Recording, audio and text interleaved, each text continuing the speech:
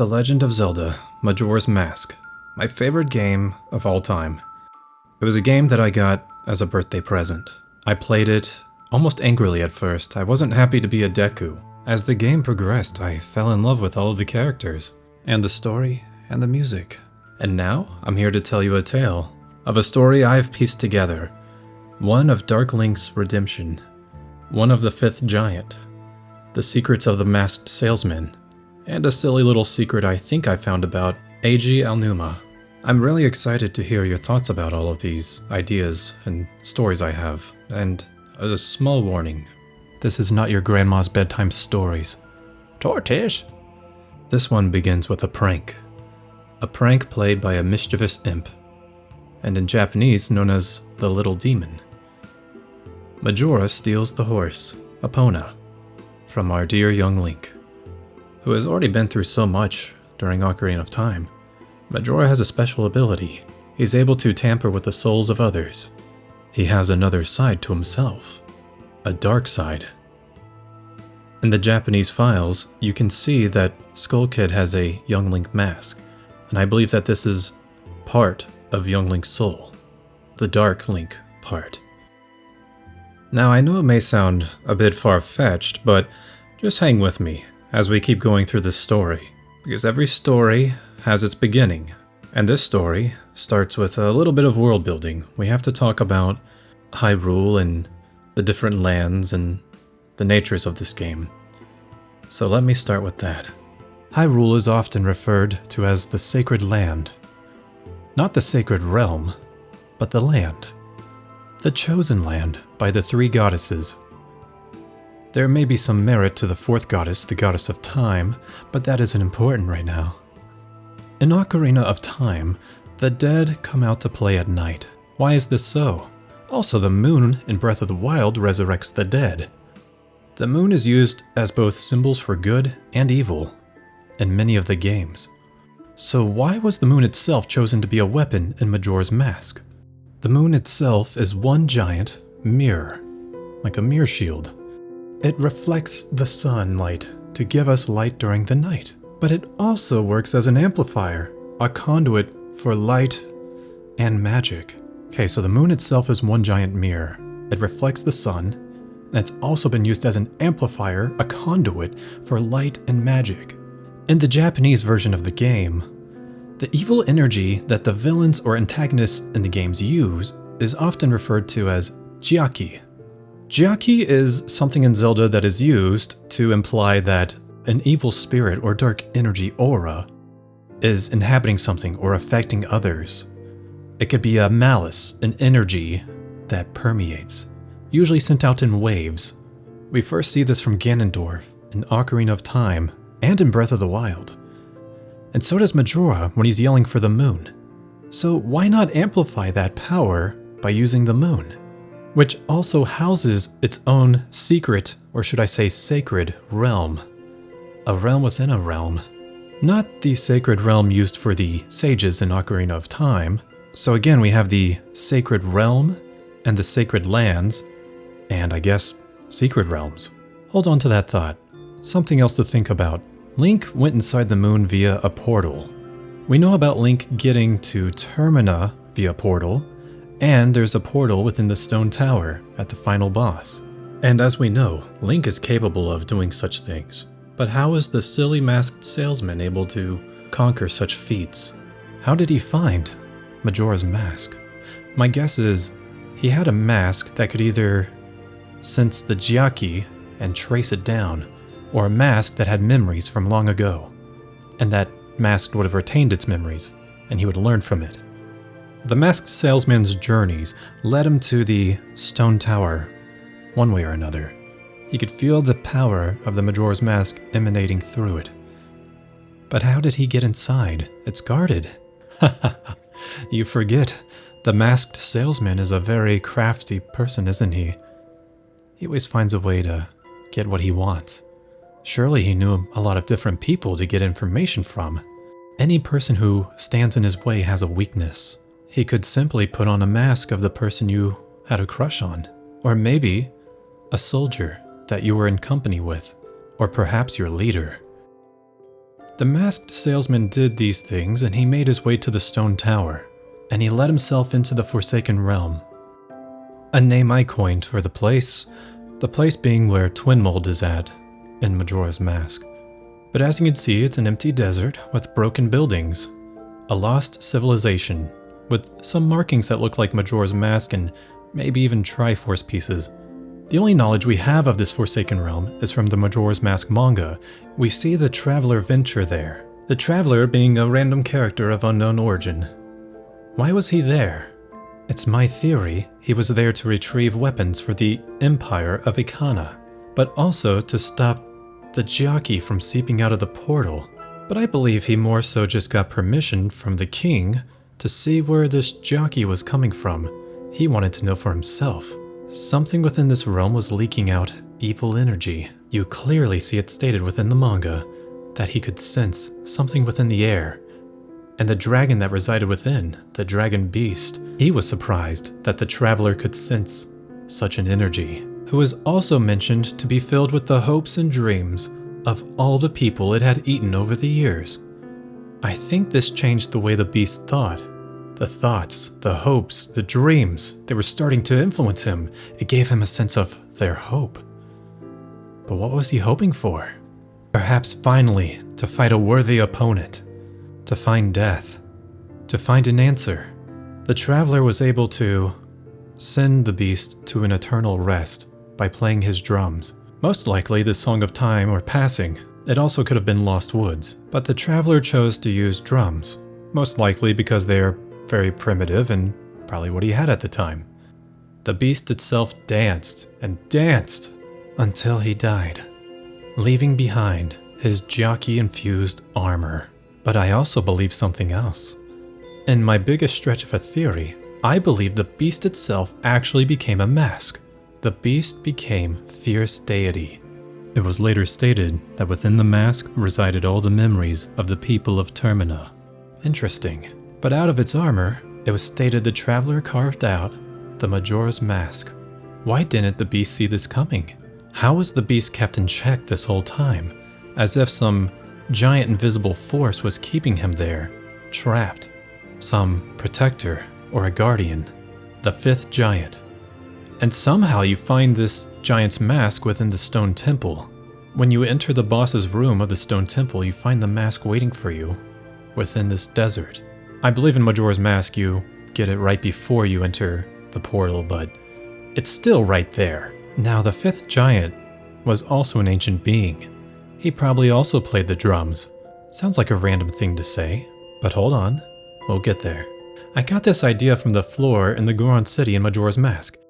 You can see the Dodongo and the Goron dancing to the beat of the drums. In the illustrations, the drums seem to be a rather effective weapon against creatures much larger than yourself, maybe even against the giants. All throughout the Zelda games, you see it time after time again, waking up giant creatures, an egg, a giant Goron in front of the Snow Peak cavern, Captain Kida. It happens a lot. But most importantly, music that can affect giants. This fifth giant, if it's like the giants from Termina, it needs to be summoned. He's like a protector. The traveler, being very experienced, made it to where the giant felt no need to protect. He could sense his power. He was able to handle it in his own way, by creating the flow of time, so that the beast could finally rest. Seriously, the traveler just one-shot him. So the happy masked salesman is seeking the Majora's Mask. He discovers the portal to the Forsaken Realm. And remember, the Forsaken Realm being this place with random tiled floor, as if it's like a battle arena, and deserts and crumbling buildings surrounding as far as the eye can see, like as if a Dragon Ball Z tournament was being held there. And it did seem as if there were cities in the distance. Who knows if they were still intact. Now the fifth giant could either have been a guardian of the portal or of Majora's Mask. Why not both? So now enters through the portal the happy masked salesman. He pulls out his massive piano and calmly starts to play a song. This summons the giant. A song that can summon giants? Interesting. I'll have to research that too later. And where did he pull out his massive piano from? Ganondorf had a magical organ. he infused with jockey, and okay, we're getting ahead of ourselves. Back on track. So he probably plays something akin to Lost Woods. Seeing how the Song of Time is out of his reach, since he does not possess the Ocarina of Time, nor is he blessed by the Goddess of Time. Rest in peace. The giant itself tires. It collapses. This all could have happened as well while the masked salesman was wearing the stone mask, or anything else to hide. And then the sneaky masked salesman steals the Majora's Mask from the giant, which, in my theory, the giant was protecting in some way. Whether he had it stored somewhere or on his person, they don't wear pants, I'm not sure. The thing is, when it comes to Jiaki, or monster energy, in JRPG or isekai novels, it's often stated how powerful monsters repel or attract other monsters, and in this case, repels. So without the mask there, other evil entities are now sensing an open space, a free place to roam around. And where one evil leaves, surely another will enter. So without the Majora's Mask emitting its evil aura, it's now just another barren wasteland, isn't it? Free for any evil or whatever entities to inhabit the area. The happy masked salesman just books it out of there. Sprints through the portal. And while the portal was open, who knows? Maybe some other little critters came through. Maybe even a dark fairy named Tail. Now enters Gomez, who was later the Spirit Reaper boss of the Stone Tower, wielding his scythe. He slays the giant, lopping off its arms, and before it could even retaliate, its head. I even considered the masked salesman recruiting Gomez to slay the giant, but it was a little bit too dark and I like this other theory a little better. This way, we'll just say Gomez went through the portal, killed the giant. Though the giant has died, he left behind a powerful will. A lingering will. Yes, Kingdom Hearts reference. A will to guard others and to protect its land. And as we've seen before, sometimes a strong spirit can form itself into a mask with its remains.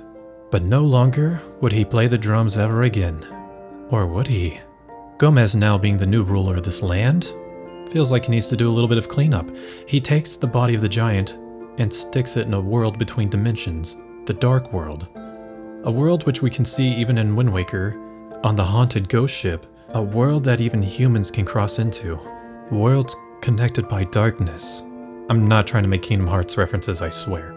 Taken to another world where he would later be reborn, reanimated into Bongo Bongo. Bongo Bongo played the drums. He remembered the tune that slayed him. Bongo Bongo was overall just another one of Ganondorf's puppets. As we later found out, perhaps it was Ganondorf who traversed into this dark realm and found the remains, recruited him, and used him as a toxic mold to place at the bottom of Kakariko Village. A cruel joke towards the Sheikah, placing a monster that will just spawn even more monsters that will rot the town from within. Now here's where it gets crazy. Bongo Bongo does say something. He gives off an eerie vibe for sure. In the Nintendo 64, the audio was always compressed and crushed in a way that would make it quite distorted. Now here is a sound clip sample of Bongo Bongo saying something. It's a bit jarring, so brace yourself.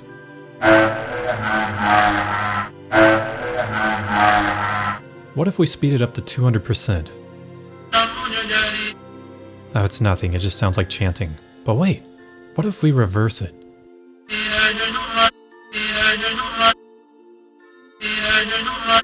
Eiji Aonuma.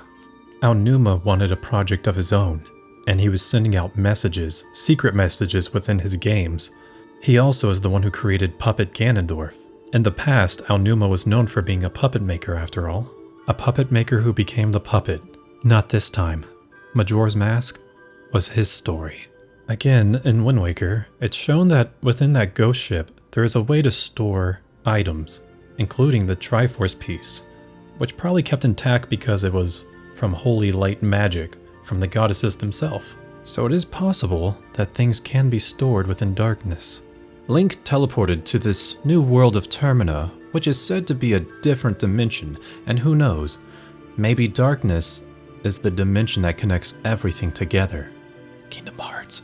But maybe Link was able to enter it, because Link himself possesses darkness. A true dark self. Let's go back to Majora's Mask land. The happy masked salesman was robbed by Skull Kid. Skull Kid gains the power of Majora for about 1 to 2 months prior to Link's arrival. Kafei went missing 1 month prior. We know this because Anju tells us so, and she's not a liar.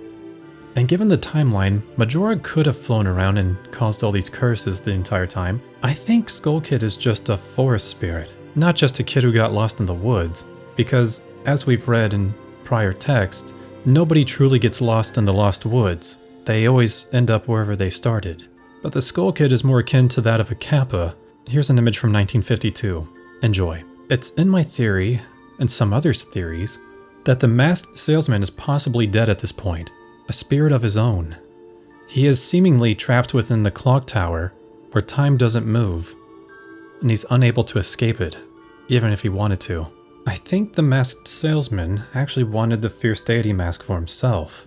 That was his true goal. Majora's Mask was the only way to bring it out. The masked salesman used Majora's Mask to wish. He wished for the fierce deity's mask, and all of this happened. So the wish still needed to be fulfilled, one way or another. Majora's inner conscience was affected by fierce deity's mask as well. He felt the hopes and the dreams of the people, just like the beast, and it caused him to do things a little out of character. He allowed Link to take the very thing that could defeat him. A contract is a contract. The wish must be fulfilled. The wish of obtaining the fierce deity's mask.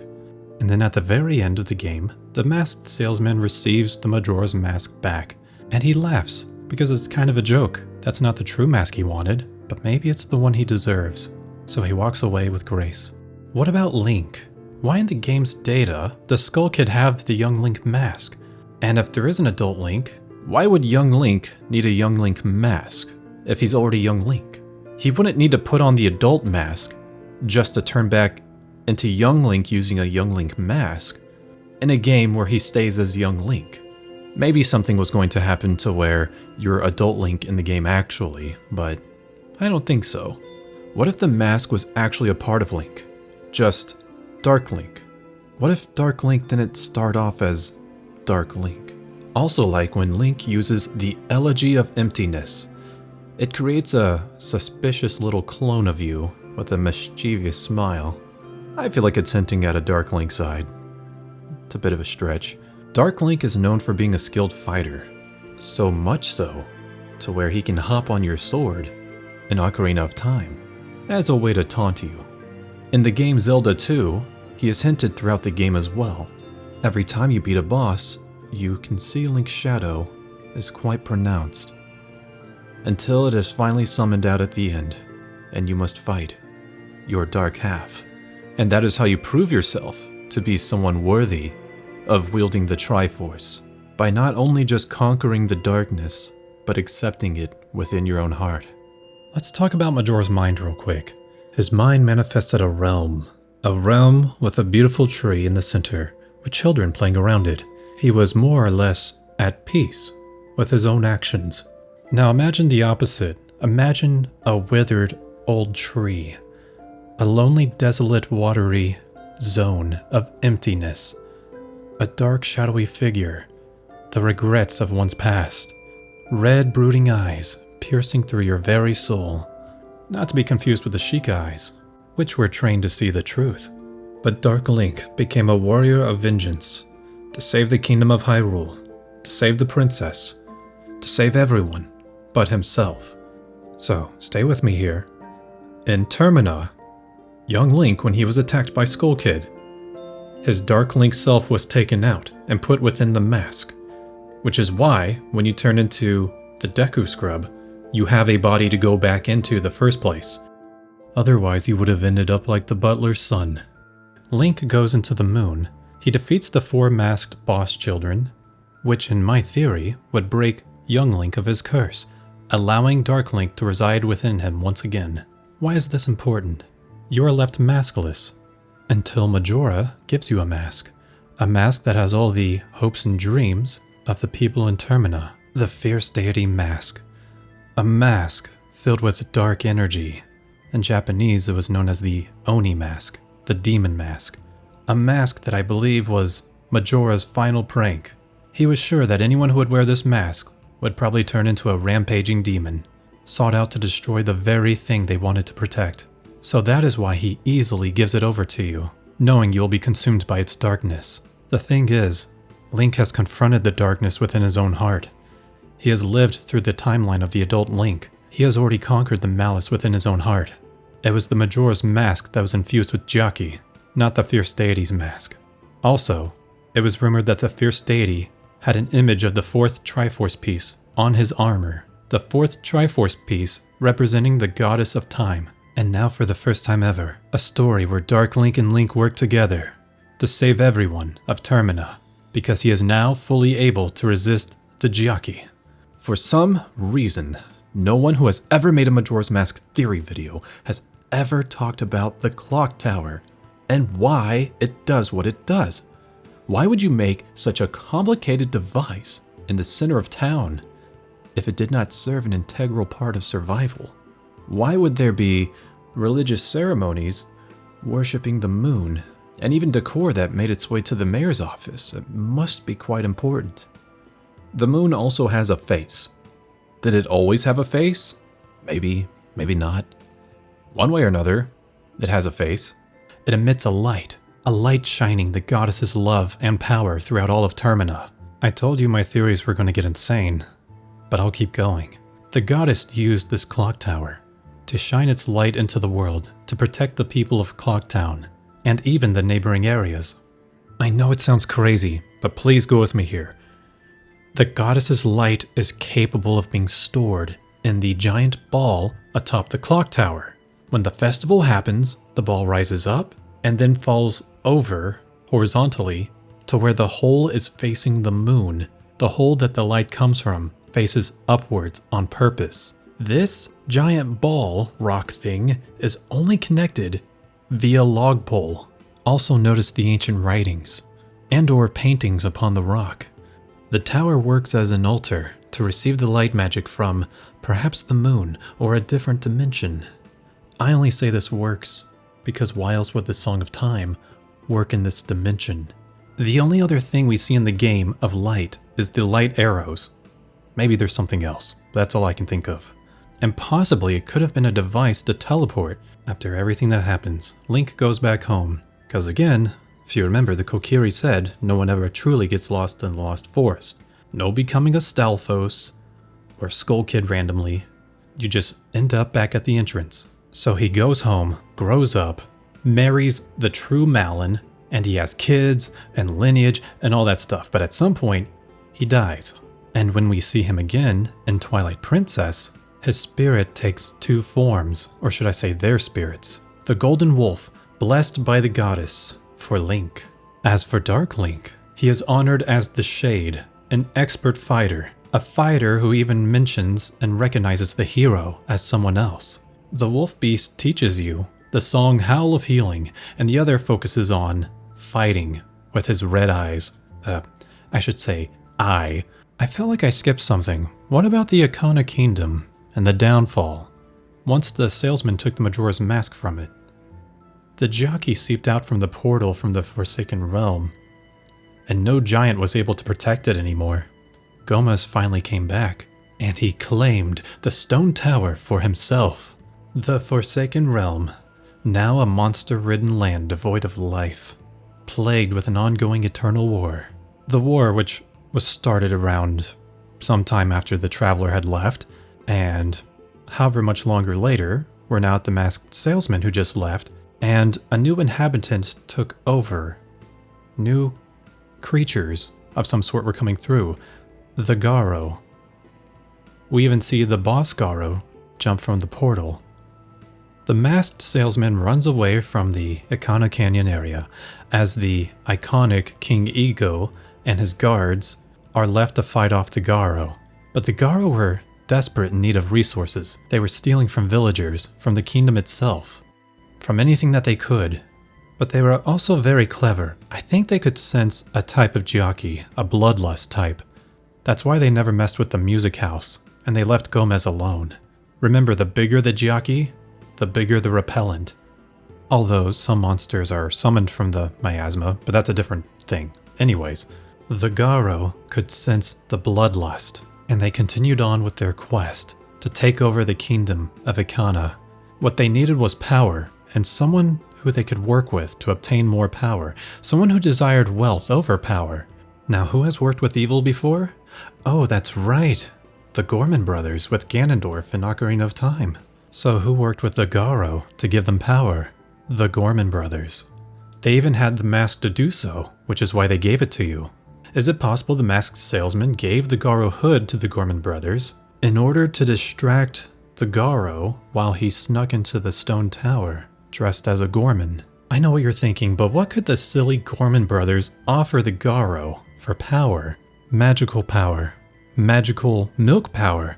The Gormon brothers worked with the Garo, who had just made new allies from the other Forsaken Realm, some aliens, and led these aliens to the farm, a farm which hosted cows filled with magical milk power. The Gormon brothers were stupid enough to go this far just to ruin Romani Ranch, and the proof is in the Garo mask itself.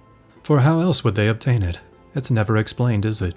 But somehow, within the music house, the researcher father has a belt buckle which has a little alien on it. How would he know about the aliens if he hadn't seen them conspiring with the Garo? Okay, a random thing I also noticed. The moon mask, which is at the mayor's residence, is the Termina moon, and the other moon mask is the one used in the sun and moon mask combining ceremony, which makes the couple's mask. You don't see that again until you play Wind Waker. It's in the big statue's eyes in the shadowy temple. I'll show you a picture here. You see the moon and the sun combining into one, and they're both affected by light energy cast from the mirror shield. Interesting. So in summary, the entire plot of Majora's Mask is about Link's redemption, accepting the darkness he felt within his heart from his past, from his friend leaving him, from the feeling of betrayal. Navi, being a kind, gentle fairy of the forest, did not know how to deal with this new darkness she now felt within her friend. She did not know how to confront it, so she ran. Which is why I believe when Link goes back, he indeed does find Navi again. You can see he gains this newfound strength again when he's able to leave Tattle behind in Majora's Mask. He was able to conquer the traumas and the problems of his past through helping others. Through helping and healing others, he found a way to accept and heal himself and to move forward.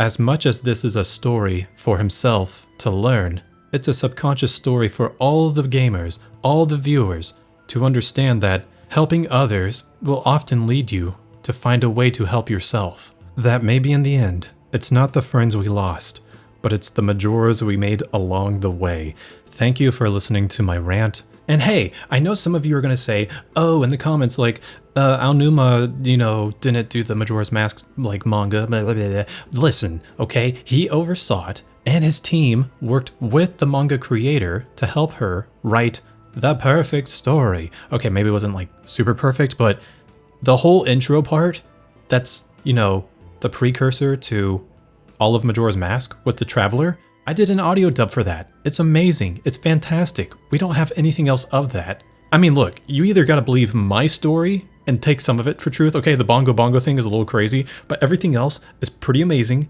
And if you don't want to listen to me, then go listen to Grandma and listen to her stories. But until next time, I'll catch you later. And please follow. If you follow, give a like, subscribe, do all the things. Do all the things. I'll make more stuff. I'll frickin' do it.